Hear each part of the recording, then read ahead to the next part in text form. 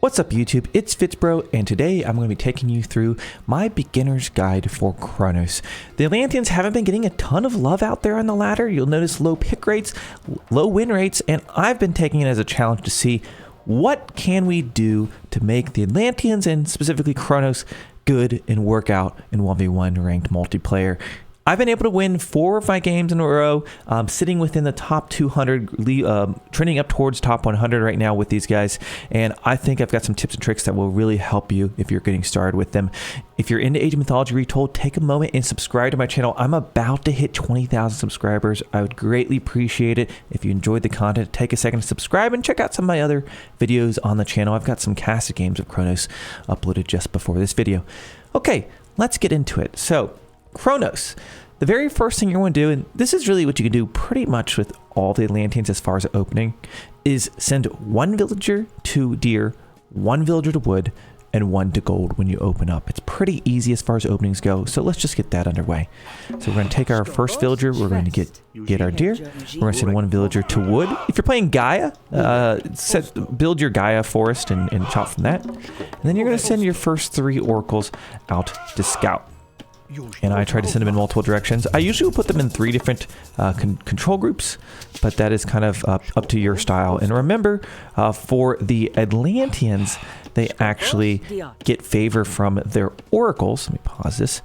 These guys will passively generate favor. Now, you'll notice if I stop this, it starts getting a wider array of vision, and then that will increase the rate of favor generation that will happen here. So you can see that'll go up over time. So that's how you get your favor with the Atlanteans, which is a little different from other civilizations. You also can heroize any of your units, meaning you promote them to hero, and then you can, of course, do everything that a hero could do, such as have counters against myth units, pick up relics, etc. Okay, now I've got 1 on food, 1 on wood, 1 on gold. From there, pretty much just rally all your villagers to food until age up. It's very easy as far as macro. Honestly, maybe the easiest opening you can have. So all new villagers going to be going to food. I try to split them up. And then I'm going to build a house with my gold villager. Now the reason I'm going to do this with my gold villager, because if you look at the civilization bonus for Kronos, buildings are constructed 25% faster per nearby manor. So I'm going to build that next to my gold, and then also use my gold villager to later build my temple here in a few minutes to age up, because it'll build a little bit faster. Other bonuses while we're looking at this is you can time shift buildings. So I will show you how that works just in a bit here. You also receive 2 free myth units with each age up, which gives you a little bit of ability to do a little something with your myth units each time you age up, because it gives you a little bit of a power spike. And then lost myth units also return some of their costs. So if you want to lean into training myth units, it's really going to help you out there. So let's continue this moving on forward. So all new villagers going to be rallied toward the food. And I kind of like to creep with these oracles just to the outside of the radius as they get their max vision. Now, as we continue to get our food in gold towards age up, one thing you're going to notice, your settlers, just so you know, your citizens, they cost food and wood. So it's a little bit different from other civs. Usually it's just food or gold if you take the dwarves. So that is why we need the villager on wood, if I didn't really clarify that for you. So one thing, a decision you can make in the early stages of the game is what to do with this first god power you have. So you have this deconstruction available, and this basically deconstruction will target enemy building, and it removes it. Essentially, they get the value back.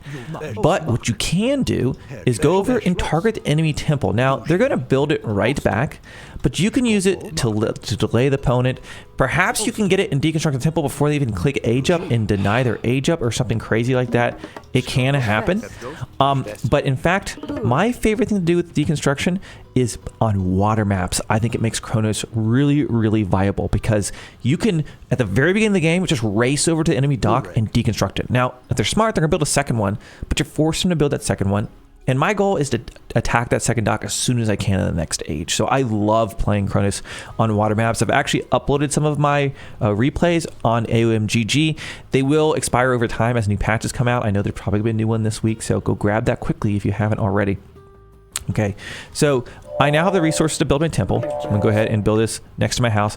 I don't really care particularly about where it's placed because I'm going to time shift it. So you can see down here, I can spend resources to time shift, or rather I can, some of them, like towers, they cost resources. House doesn't cost anything to time shift. We'll be able to time shift our temple once it's done. So what you can do is come over here if you want to go for some kind of aggressive play, which personally, I really love playing aggressively with Kronos. I think that is the way to do this. Don't sit back and try to go for a super boomy build. Play really aggro. It's going to feel good.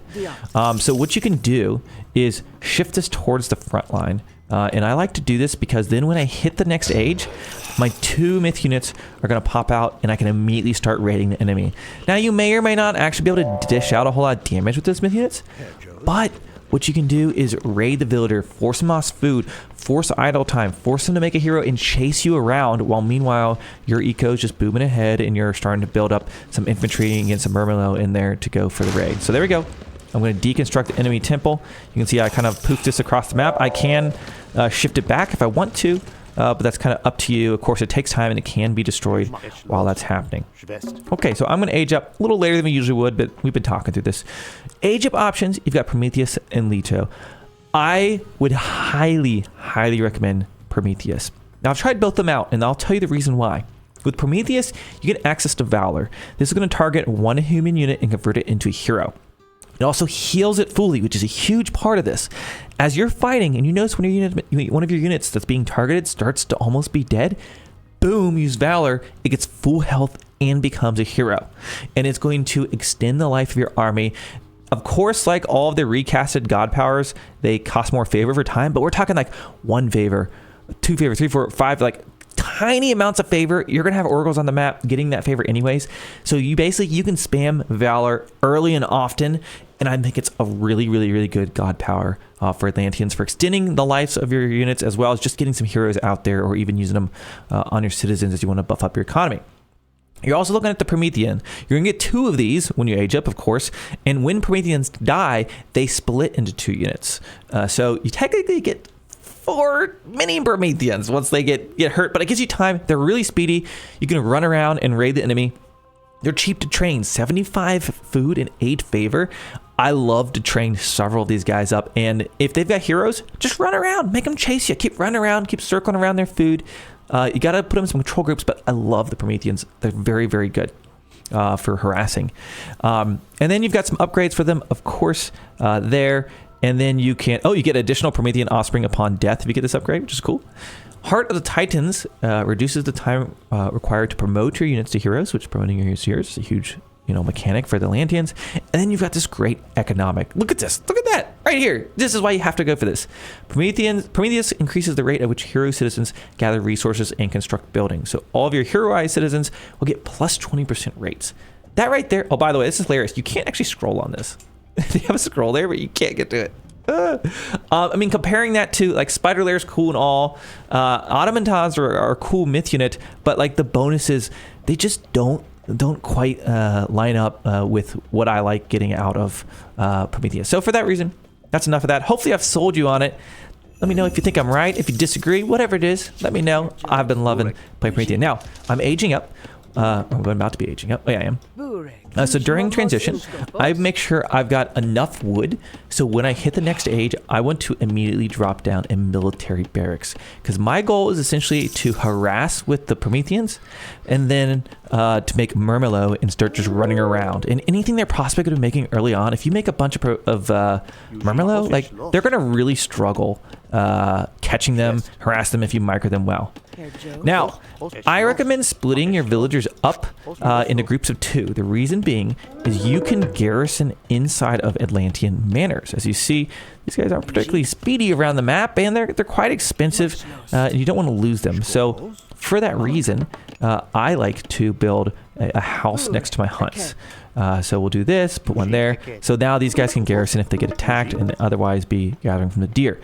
Now, if you're playing against a super aggressive civ, like say Odin, I would prefer, while I'm aging up, to stay in the base. Eat the chickens, eat the berries. Don't even come out and take a risk like this. Like, it's just going to be a little bit too challenging. But that's kind of up to your playstyle and what you want to do. Okay, so I'm up to next age, and this is what I like to do. Split these guys up. Don't keep them together. As tempting as it is for raids, just split them up, go to the opposite side's enemy town center, and just chase some villagers around. And then I'll usually immediately train up another one. So I'm going to run around, take some hits at some villagers, draw idle time, and then my goal is just to keep him running. Now, the AI, who knows what he's going to do here, right? You could even start attacking a tower if you want to. If they've come out to a hunt early on or a wood line like this, you can go over and harass them, which is quite nice. Okay, so harassing, but try to keep them alive. Try to run away. If you see a hero, instantly just run the other direction. They're spending time chasing you and not getting relics and not chasing your eco around. Okay, so while this has been going on, I'm going to train up a barracks, so I'll go ahead and just build that at home. Next one on manners, because it's going to build faster, as we've mentioned before. Now, my macro isn't quite on par here because, we've been busy talking about some things, so I'm going to shuffle this around a little bit. Let's get one of the unique buildings for the Atlanteans, which is going to be the Economic Guild. This is where you get all of the upgrades for economy as the Atlanteans.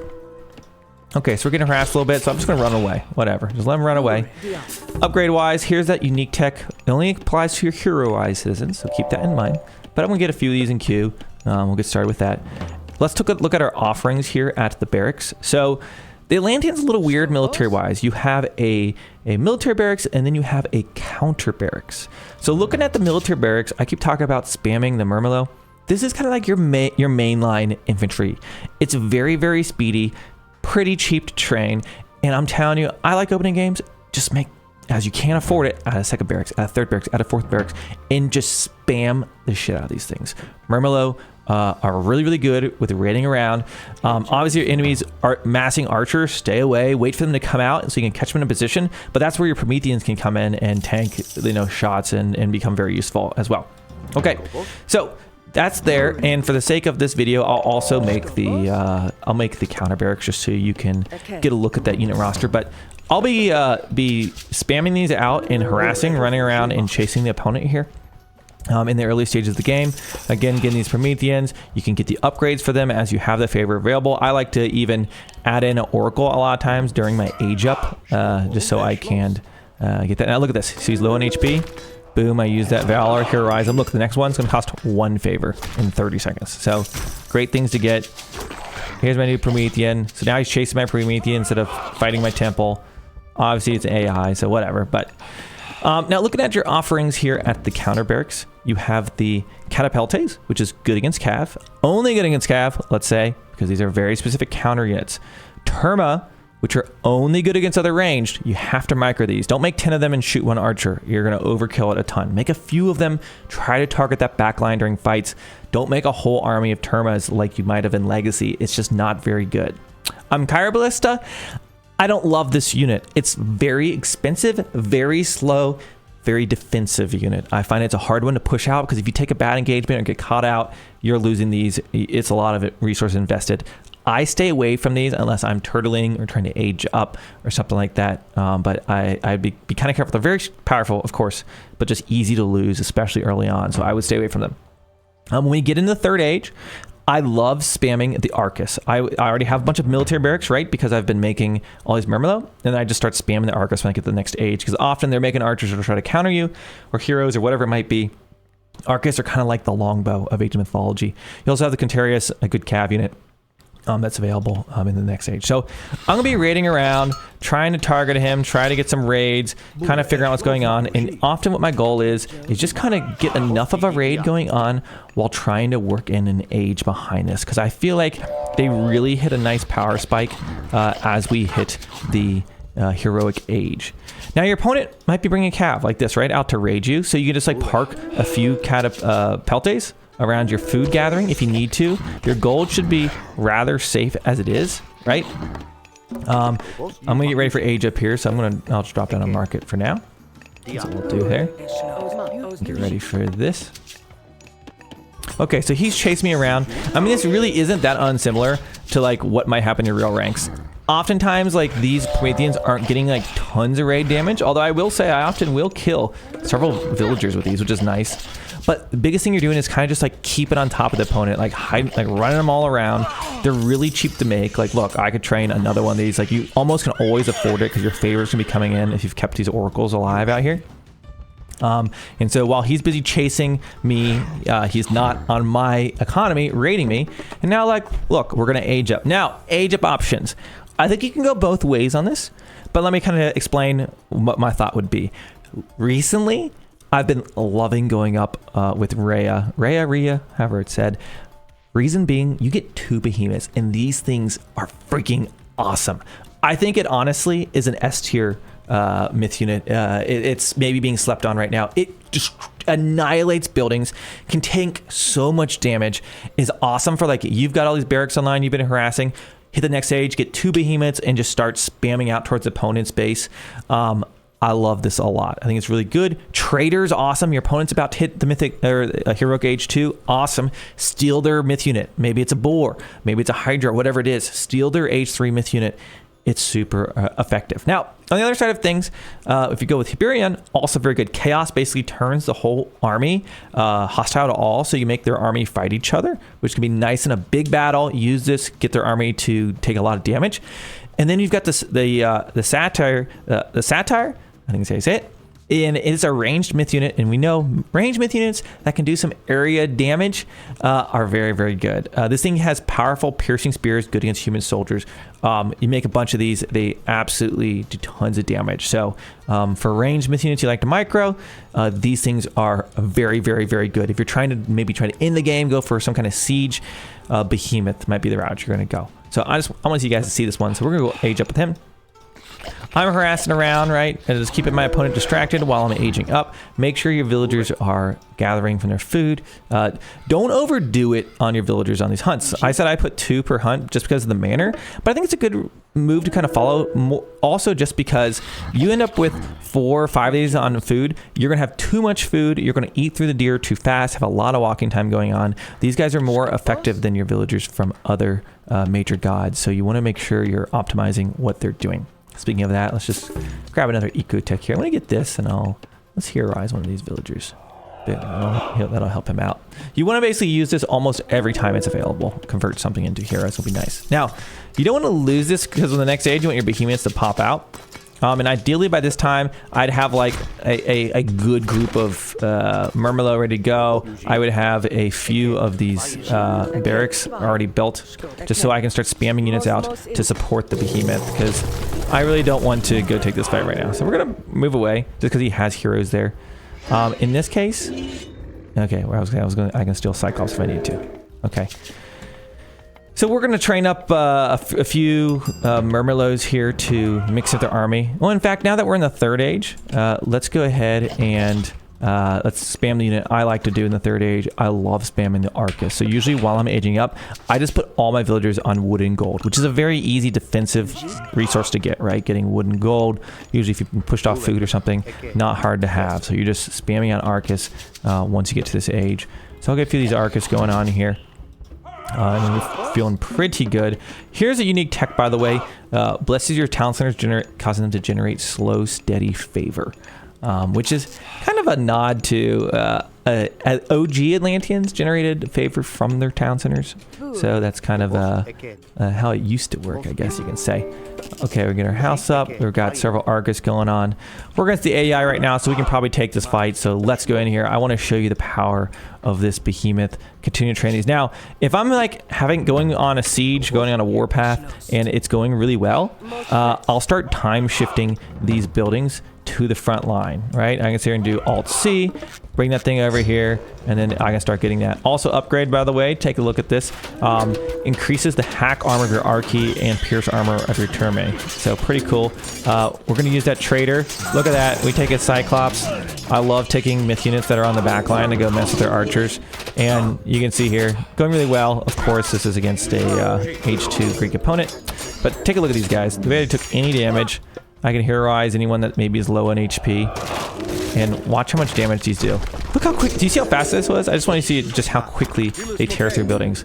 Getting attacked right now. They don't really care. They're like a honey badger. Look at this. Look how quickly that took down a temple. Meanwhile, they're being attacked. A lot of times, I'll just like eat through the row of houses just because I'm like, oh, well, they're gonna be completely housed. Look at this. Look how quickly you can take out a house. Actually, I'm kind of curious. How many hits does it take to kill a house? Unupgraded. Anything. Look at this. Getting shot, getting hit. They don't care. They've got more frontal armor, apparently, by the way. That one's gonna actually die. Like, look at that. Boom, boom, boom. That thing's down. So I absolutely love this myth unit for this. But with that, I'm going to leave you here in the heroic age, which is where I recommend trying to close out a lot of your Kronos games. Now, of course, you can age up with Atlas or Helios. I recommend Atlas. The Argus is a very good myth unit. You're also looking at Implode as well. Highly recommend this when you're looking at going to the next age. But key takeaways here: when you open up, 1 on food, 1 on gold, 1 on wood, rally all your new villagers to food. Once you got that going on, you're going to have your gold build your house, or mana rather, and then you're going to build your temple. You're going to be scouting out for something to deconstruct, whether it's an enemy temple, maybe it's an enemy dock, and be looking to harass in the second age, which is Prometheans.